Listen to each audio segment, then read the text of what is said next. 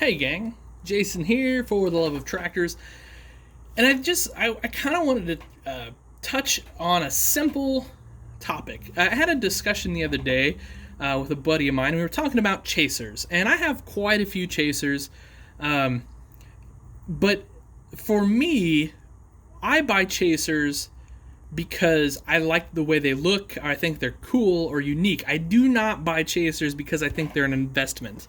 And so let me talk a little bit. These are a little dusty. Let me talk a little bit first about these tractors in particular, but also chasers in particular. So this is an authentic gold 450 Case IH four-wheel drive with duals. Now, this I feel like is a cool tractor. This is a nice chaser because you get an entire paint scheme change. You get obviously the gold paint on the body, on the roof, on the rear, the weights, and the wheels. And then you also get some black that you didn't have in other places. So it's an entire scheme change. So now, is that important? Maybe not if you like the way it looks, but from a value standpoint, I feel like it is a little bit because there are a lot of quote unquote chasers now where it's just a decal change or something along those lines. And I feel like those are just not going to hold their value in the future. Where I feel like something like this at least has a chance, although these have certainly come down in value from the ridiculous price they were, say, right after they came out. I can't remember what year this came out. I want to say 14 or roughly that era, but I may be wrong on that. I don't know. Anyway, so the bottom, it's obviously got the number 3, and it's got the 1 of 500 tag there. Aside from the chaser scheme, this is still everything the regular red unit of this tractor is. And to be fair, I guess maybe I'm showing a little bias here. I think the red version of this tractor is one of the best 1/64 scale toys ever made. The detail is incredible. I mean, you can see it here, and in fact, maybe to some extent, you can see it better here in the gold demo because the gold really shows off. For example, the sort of fins or grills along the hood here.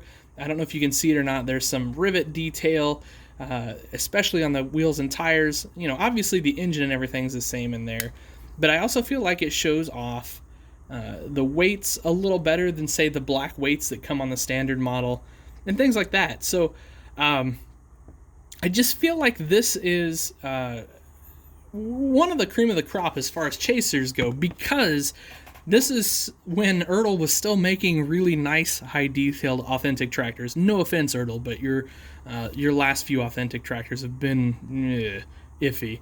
Now, the quad track was nice, don't get me wrong, but I don't know. They seem to have laxed in their John Deere authentic line lately. But anyway, that's neither here nor there. So you still got all the really cool details that you got on the regular authentic. And like I said, I feel like they pop even a little better on this tractor versus, say, the red tractor. Like back here, I don't know if you can see this. That shows up really well on this tractor in the gold scheme. So anyway, that's one of my favorite chasers of all time, without question. Now, this is another example of a chaser. So this is the Big Bud. I was gonna look and see if they had a number on these.